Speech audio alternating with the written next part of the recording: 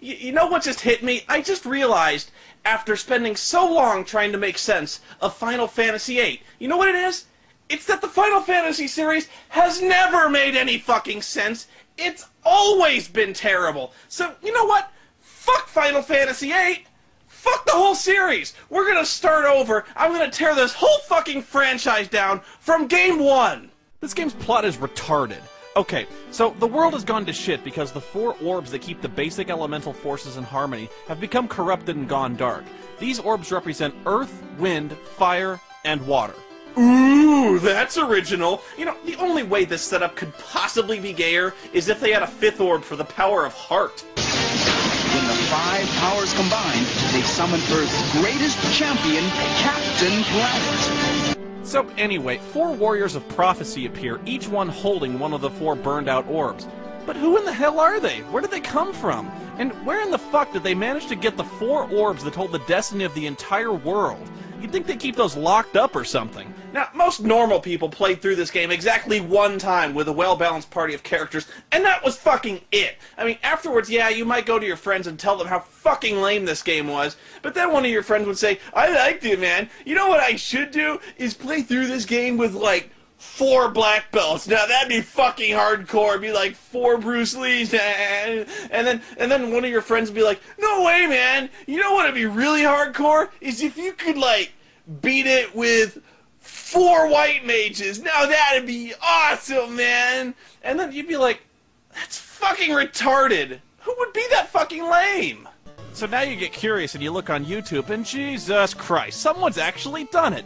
Think of all the time and effort and sheer force of will it took to play through this shit-biscuit game with the most idiotic character selection possible. Oh, but that's not the most idiotic possible party of characters now, is it?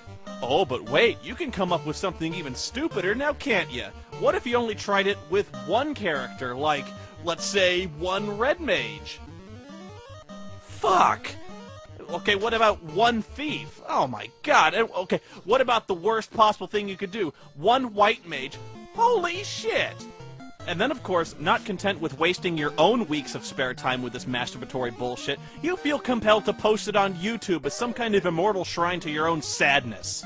Yeah, you know, if you're making videos like this, you might as well just, like, take your testicles and shove those in a little paper envelope and send those off to YouTube as well, because I don't think you're gonna need them.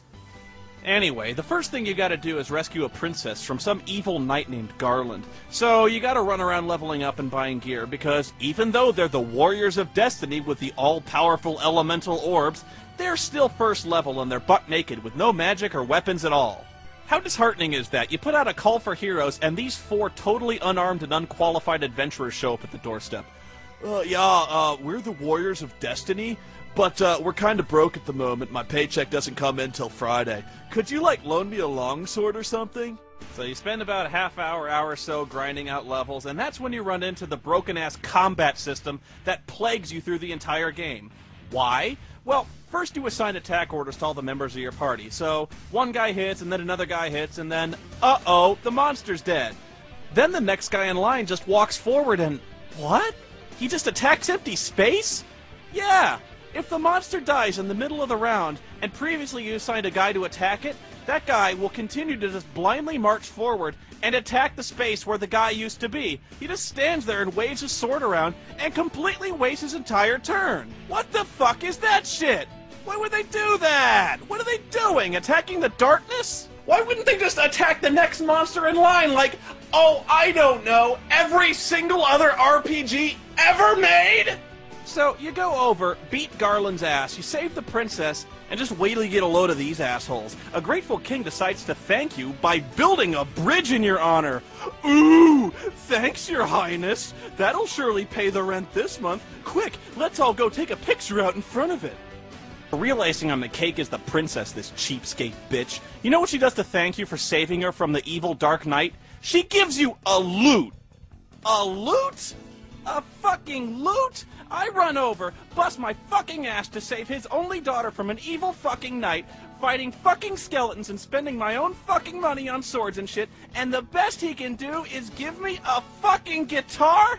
If this was a real RPG, there'd be some kind of option to shove the loot up his fucking tightwad ass. From there, the game goes into a usual predictable rut of restoring all the orbs. So, of course, there's an earth level, there's a water level, there's a wind level, and, you know, this shit was played out even when the game was new. Even as a kid, my brain was on autopilot for this. Is this stuff really meant to be challenging? I don't know. I'm being attacked by a lady made of fire who is swinging swords made of fire in a volcano full of fire. Oh no! She's throwing fire! What kind of magic spell to use? Fire? No, that's stupid. Man, this game is hard. Hey, you know what might work is ice. And hey, I just bought an ice sword in the last town. What a coincidence! And oh my god, it works! Wow! You know, it's all fitting together. It's like some really complex, intricate puzzle you have to be a genius to figure out. At some point, you have to complete a quest for Bahamut the Dragon to prove your bravery. And what does he want? A fucking rat's tail. Like, that makes a lot of sense. Unfortunately, I can never get past this point in the game, because when it comes to Final Fantasy, I don't give a rat's ass. But if you do, Bahamut casts a spell, and suddenly your characters hit puberty and their balls drop or something, and now they look really cool. The thief becomes a ninja who is fucking useless because all he can do is cast 4th level magic. Well, whoop-de shit. You stopped using that 2 dungeons ago. So after you fought on the space station and you've killed all 4 of the fiends, you think you're done, right? But no! You go back to the Circle of Sages, which is a group of old bastards who all dress alike, and they spend all day, every day, just standing in a fucking circle in a park somewhere. I mean, who would do that? They get paid to stand there? Do they take lunch breaks? Does someone have to cover their post if they have to go take a shit? I don't know, but this is where the plot really takes it in the ass. The sages tell you that now that the fiends are dead, there's a time portal that's opened up going back 2,000 years in the past, creating some kind of time loop you gotta close. Because apparently the real source of ultimate evil has just gone back there, so now you gotta go back and fight it. So you do, and you find out that it's actually Garland from the beginning of the game. Isn't he dead? Your puny lot thought it had defeated me, but the 4 fiends sent me back 2,000 years into the past. Why? From here, I sent the 4 fiends to the future. The fiends will send me back to here, and the time loop will go on. You've created a time paradox. After 2,000 years, I will be forgotten, and the time loop will close. I will live forever, and you shall meet doom! Well, you'll live for 2,000 years, and then I'll kill you in the... Wait, why is it when you face him 2,000 years in the future, he's a total candy ass, but when you go back into the past, he turns into chaos and he's hard as balls? And when and where did the Furies originally come from? If I get this right, the Furies sent him into the past so he could send the Furies into the future so they could send him into the past and... They're dead. What's the problem? Like, why do I need to go back and kill him again? Anyway, don't even ask me to explain the ending, because the whole thing ends in some kind of temporal paradox, and nothing really ends up getting done. I have no idea what's going on here. It makes no fucking sense! Even as far as time travel plotlines go, this game just defies explanation. It makes Bill and Ted's Bogus Journey look like a work of genius, like Back to the Future in comparison. But, in fact, the only time I've ever seen a worse video game plotline involving time travel was... Son of a bitch! If only I could go back in time and prevent these shitty games from being made, I wouldn't have to torture myself anymore. But that's impossible! The technology hasn't even been invented yet. I'd have to invent it myself, but how? I'd have to study science for decades. No, I'd have to invent all new science. Render the laws of time and space meaningless. I would have to become the greatest scientist ever known. Of course. And if it did work, if I did invent time travel, why not create my own time paradox, I could go back in time to this very moment and visit myself, and then instantaneously give myself all the knowledge and gadgets from the future I need to become the greatest scientist in the world, and still have time to erase Rob Schneider from history!